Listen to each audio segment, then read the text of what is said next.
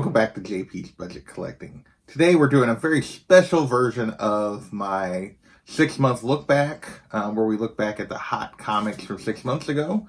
Today we're actually looking back at the hot comics from 2020.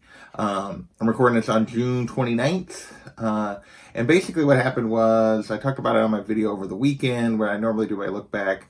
CBSI, instead of a hot top 10, they did a hot top 10 of the year of 2020 at the last of December. And Comic Tom and Key Collector did their weekly thing, but they also did the hottest trending comics of 2020. So we're going to look back at those two lists, see what happened to those books in the last 6 months, and see if we can learn anything from that. So we'll still do our regular one on Saturday, because that'll be back to a normal list for both lists. But this one is kind of a special. Let's look at the hot books of 2020. Now, before we get into the list, a couple of caveats. They actually did slightly different things. CBSI basically created their list from the books that hit the list multiple times. So the more times the book hit the list, the higher it ranked up. So that's kind of how they did it. So it was really about how many times did those books trend during the course of 2020. For Comic Tom and Key Collector, they looked at the hottest books that came out in 2020 and were really still carrying value at the end of the year. So the way I'm doing this is the values you're going to see here listed are mostly the values that they were at the end of 2020 and how they're doing now. For some of the books, I'm going to also talk about like where they peaked and that kind of stuff during the course of 2020. So with all of those caveats at the beginning, let's get into this list. We actually, despite doing slightly different lists or style of lists, were 4 books that overlap between the two lists. So we only got 16 books to talk about, but let's talk about them. First up, we have The Last Ronin, #1, and this is a book that hit both lists. Came out in 2020, plus it was just a book that hit the list a couple of times for CBSI. And this is just hype storyline. Turtles were really hot last year anyway, following up on the Jenica stuff and everything else. And then this storyline about only one turtle being left had everyone's attention, despite the fact that this book only comes out every 5 months. There's been a lot of delays with this book. Back then, in December, about 2 months after release, at that point, I think it came out early November, raw copies were going for about $30. Now they're doing 40 to 80. 9.8 of the A cover, obviously there's a bunch of covers of this, are around 130 to 200 for a 9.8. So this book is up. It's been straight cash so far since it was released last fall. Despite the delays, hasn't really slowed. Maybe it slowed the momentum, but it hasn't stopped the momentum for this book and the interest in the storyline. So yeah, this one's been really good so far. Next, we have Something is Killing the Children, #5. This was a book that was on Tom's list. And basically, they even said they just picked a book from Something is Killing the Children. That literally, they were talking about the whole series had been super hot. They could have picked multiple issues. They just picked this one. And that was because back then, raw copies of this issue #5 and this really cool cover for issue #5 that was just an A cover were going for $45. This book is now going for $200 to $250 raw. 9.8s are going for $450 to $600. This whole series has been so hot, and this book is way, way up. Just like the entire everything related to this series, it's been straight cash. Like everything related to this series. So yeah, Something is Killing the Children continues to be just a super hot book that is doing really, really well on the secondary market. Next, another Tom book. This is Ice Cream Man #17. This is the Action Comics #1 homage. Ice Cream Man has had a pretty good following. It's had several covers that have hit the list and have done really well and actually sustained pretty well. This is a pretty popular little horror anthology. And back then, this particular homage was doing $60 for raw sales. Now it's 30 to 80 for raw sales. 9.8s are going from 150 to 300. So this one's been pretty steady. It stayed right in the same range. You can get it a little cheaper. You can get a little more. Marked as kind of steady, worth it. You could argue maybe I'll be back because you can occasionally get it cheaper than the 60. But my guess is that's about the same range that they were talking about before, because Tom usually just gives an average. So yeah, I think it's been a very steady book. Continues to be a lot of interest in this Ice Cream Man series. Next, we're going to move into Batman number 89, the first appearance of first cameo of Punchline. This is a book that also hit both lists. Basically, raw copies of this book were going for $60 back in December. Now they're going 45 to 90. 9.8s are doing 125-ish to occasionally up to 200, mostly in that 125, 150 range. But so this is another book that's been pretty steady. Punchline had a huge amount of interest early. This is a book that I can confidently say was higher than this. Had fallen back a little bit by the end of the year, and it's kind of stayed in that same range after it fell back. I think like its peak was around that $90 to $100 range for raw copies, $250-ish for like 9.8s. So it's fallen back a little bit, but it had done that by the end of the year, and since then it's been pretty darn steady. Next we have the other Punchline related book, and this was just a Tom book, and this was Year of the Villain, Hell Arisen number 3. This is her first full appearance. Back then in December, it was doing about 75, also down a little bit from the peak, but not a lot.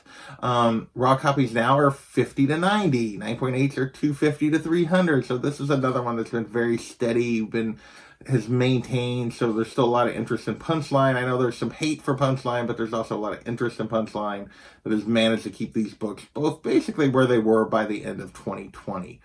Even if they're off a little bit from the peak they had during 2020. All right, next we're going to go, so those were kind of our independent books, our DC books. The rest of the list is either Marvel or Star Wars. And since we've only covered 4 books, that tells you how many of the 16 were dominated by Marvel and Star Wars spec. First up, we have Ultimate Fallout 4. You could argue maybe the book of the year. Probably the only contender would be the last book that we're going to talk about. And that is, of course, the first appearance of Miles Morales. 9.8s. By the end of the year, we're actually back down. So this book jumped the summer of 2020, got up to around 2,000, 1,800 for 9.8s. By December, it had cooled quite a bit. It was down to about $1,000 to $1,200 book. I actually talked about it, but as soon as the calendar year rolled around, this book took off again. Just went for just crazy prices. I don't know why I can't see what's going on. Got as high as like $5,000 at one point. Currently 9.8s are going 22 to 3,000, which is down a little bit from the 4-ish it was doing earlier in the spring. Raw copies are going to run you at 500 to 1,000 depending on condition. So this has been up straight cash all year. So this one is even up from those peaks in the summer of 2020. So yeah, definitely continues to be straight cash for Miles Morales. Next we have Venom number 3, first appearance of Null. By December, the 9.8s were going for about 300, which is actually down a little bit from their peak. Again, back during the summer, I think it got as high as like 500 for this, fairly consistently for 9.8. Now raw copies are 125 to 175, 9.8s are 275 to 350. So this is another one that's been pretty steady this year. We have had the wrap up of the King in Black storyline. For now, Null is out of the picture, but I can't imagine that's going to last for too long. Seems to be a very popular character. My guess is someone will bring him back at some point. So far, Null has held pretty steady where he was at the end of 2020. And again, another book that was a little off, though, its peak of 2020. So another book I'm calling kind of steady and worth it. With that, we're going to move to Invincible Iron Man number 9. First full appearance of Riri Williams, I guess is the argument. I know there's some debate about this in 7, but this appears to be the book that most people have decided they want to go after.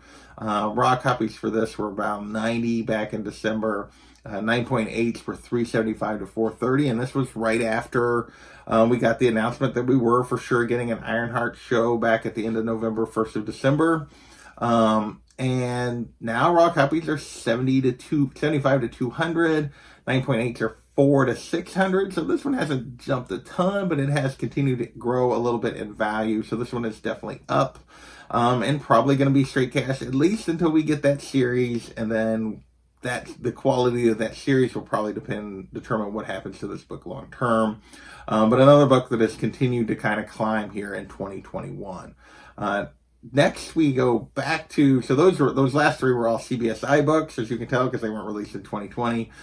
Next we got Thor #2. This was a book that was on Tom's list. So this is the kind of the first cameo of Black Winter, plus a Strange Academy preview is the two things that kind of had going for this book. Back in December, this was a raw book, was going for $40, which was off the peak, also of around 60 to 70 for this book back when Black Winter and everything was really heating up early on in the run.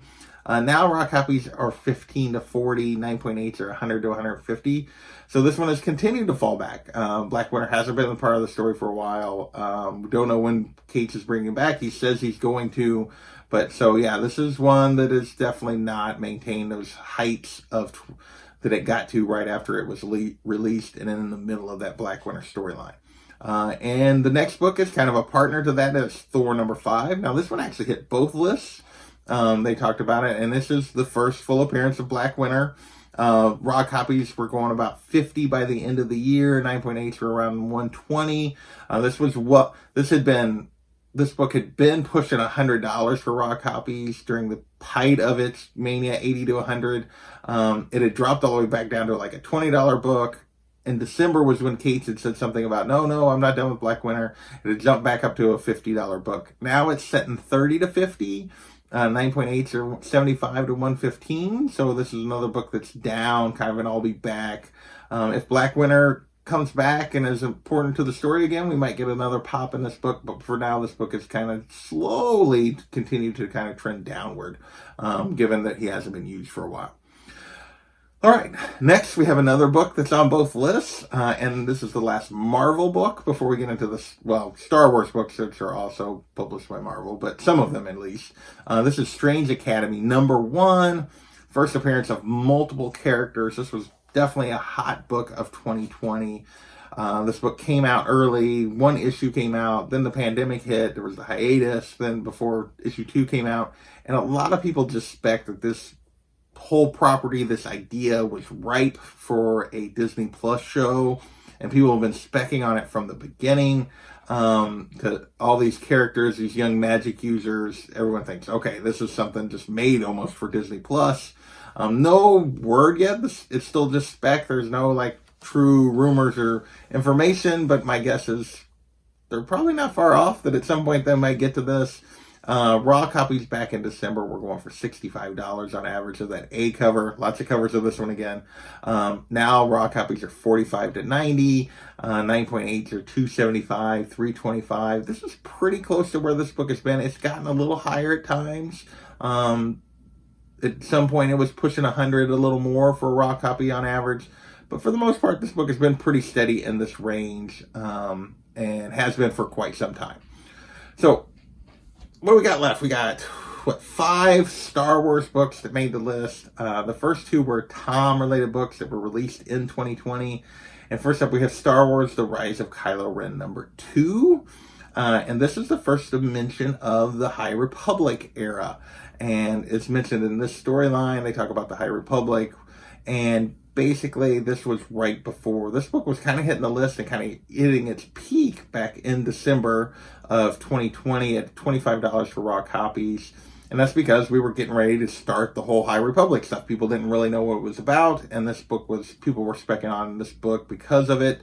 Now it's a $5 to $25 book. 9.8s are only going 70 to 100. So this has been a bit of a down. I'll be back. And it's really because High Republic, I think, has been pretty popular. It's doing pretty well. But just because you mention High Republic, that's kind of an odd key. So not a lot of going on with this book right now. And there's not a lot about it expanding beyond books and comics to other media, at least not yet. So that's part of probably why this book hasn't done better than this going forward. Next, we have Star Wars: The Rise of Kylo Ren #3. And this is the first appearance of Aphra, who is kind of one of the main faces of the whole High Republic line, main characters, this particular Jedi. So her first appearance was up to $30 back then. Now it's running 15 to 30, so also a down, kind of an I'll be back. 9.8s are running 125 to 200. So there is some value here. Having read almost all of this stuff. I have the feeling that Avar Chris is going to be around for a while, so this might be a decent investment, but we'll see. So far, it's definitely been, and I'll be back this year in a book that you can probably find if you're patient for the right deal. Now we're going to move into the 3 Star Wars CBSI books. These are all older books that have hit the list multiple times and have been big books. First up, we have Star Wars Darth Vader, number 3, first appearance of Dr. Aphra. People have been jumping on this character for a long time. The Star Wars female Indiana Jones character. People think something's going to come at some point. I have to believe. I cannot imagine Disney and Star Wars and Lucasfilm not using this character in some sort of live action at some point. So far, we've got nothing, but that hasn't stopped the spec on this book. Back then, raw copies were going for 100. 9.8s were going for 250, which was... The book had been up earlier in the year, actually even a little higher than this, or about to this, I would say. Had dropped back during the fall of 2020, and then had spiked again after those those Star Wars announcements that didn't include her, but it spiked anyway. Now it's a $115 to $200 book for a raw copy. 9.8s are going for 500, so this book has continued to climb and increase in value, and my guess is that's probably going to... When we get an announcement, these prices are probably going to be cheap. So, if we get an announcement, obviously. But so far, this definitely has been up in a straight cash book so far in 2021, following up on its good 2020. Next, we have Star Wars Heir to the Empire, number 1, first appearance of Grand Admiral Thrawn.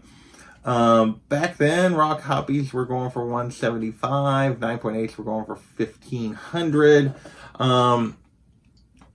And this book has kind of continued to climb just a little bit. It was pretty steady for a long time after those initial, where his name was dropped in the Mandalorian show and people were kind of specking on this. Raw copies now are 150 to 400 depending on condition, and this is a very condition-sensitive book. 9.8s now are 15 to 2,200, so it's not up a ton, but it's continued to creep up, continued to build in anticipation of him making a live action debut, which probably won't happen, my guess is, until late 22, but we'll see. Finally, our last book, and really the only challenger to Ultimate Fallout 4 and the first appearance of Miles for the book of 2020, and that is Star Wars Clone Wars, number 1, first appearance of Ahsoka Tano. We know she joined the Mandalorian show at this point. She came to live action.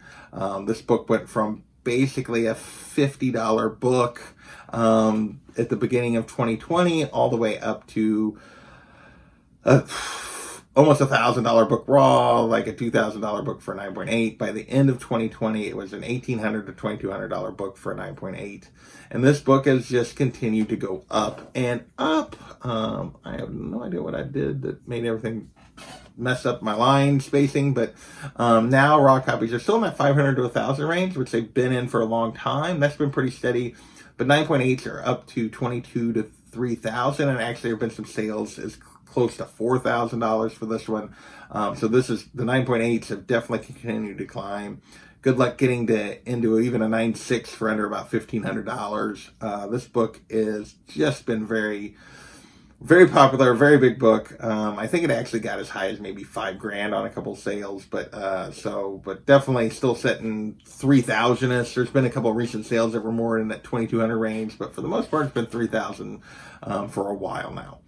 So that is the list. Most of the books have built upon their 2020 success and are continuing to go up, particularly those books that were older.